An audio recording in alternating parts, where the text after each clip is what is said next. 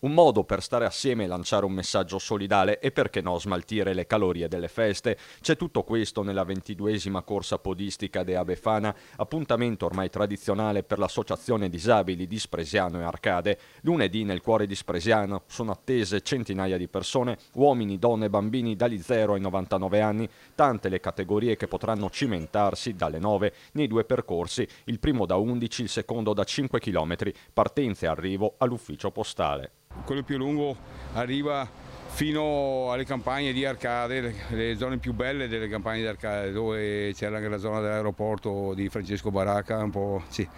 rivivono anche cose storiche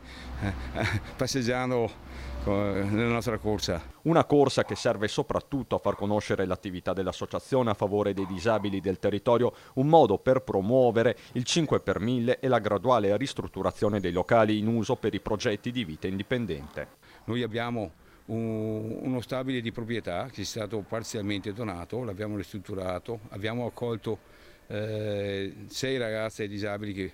che vivono in un gruppo appartamento